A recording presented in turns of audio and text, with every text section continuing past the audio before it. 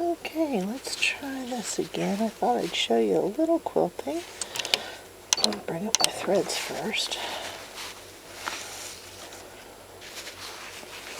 I'll just get those off to the side. Needle down. Gotta love that needle down.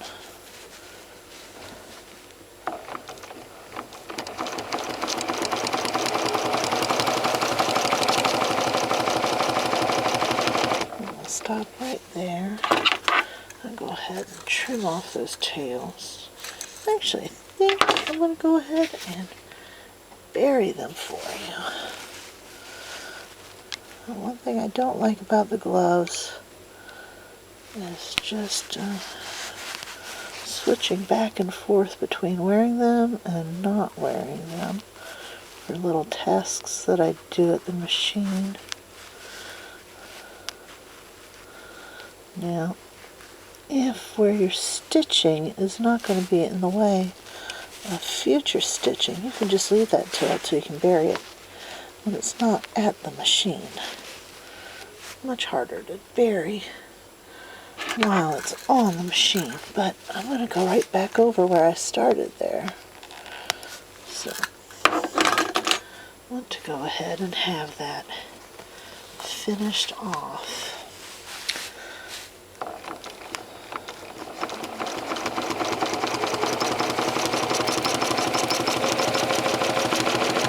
I just thought I'd do a quick little feather. And, right now,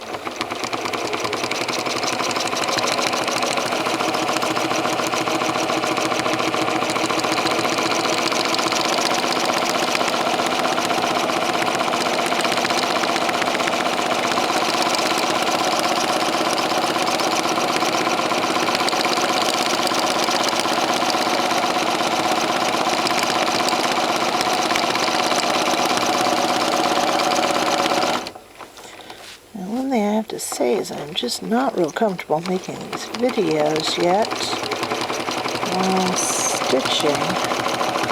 And of course I think being comfortable while you stitch is probably the biggest factor of how well you do with your quilting.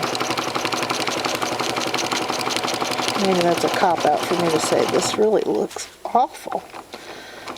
But anyway,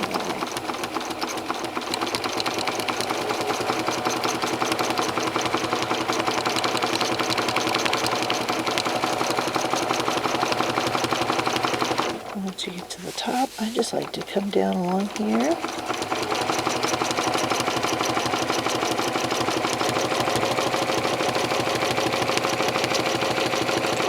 I bet you might be able to hear me breathing again.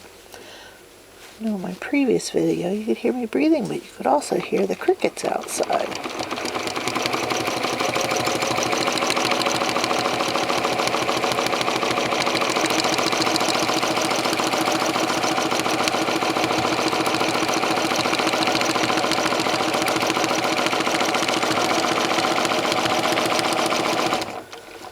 And this is the bump back feather method.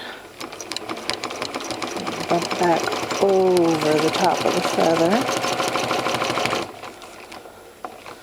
You don't have to make feathers this way. In fact, I seem to go back and forth between different methods quite often. It just really depends on what look you're going for in your quilting. I like the opportunity that this method gives for adding some whimsical looking feathers into the quilting.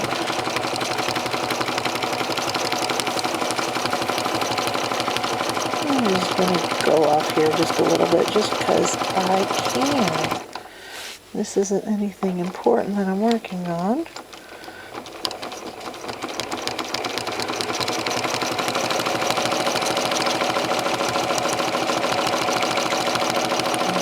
No plans for this, so this might be fun to play.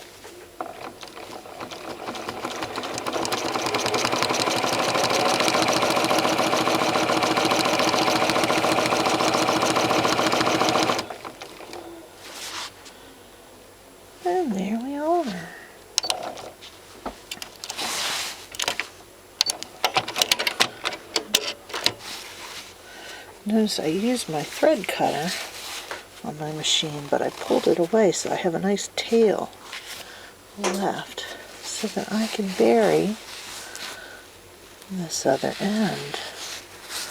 I'm not going to do that right now, but you see how I had two nice long tails. Now, I had someone tell me you could skip the whole thread pulling up and the thread burying if you have a thread cutter, and I think that is a load of BS.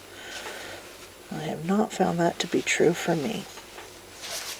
There's my little feather. I hope you enjoy, and I think I'll be making some better videos as time goes by, but you can come see my blog at freemotionquiltingadventures.blogspot.com, and I love to share what I've learned with you. It's a great adventure and I love it. Thank you.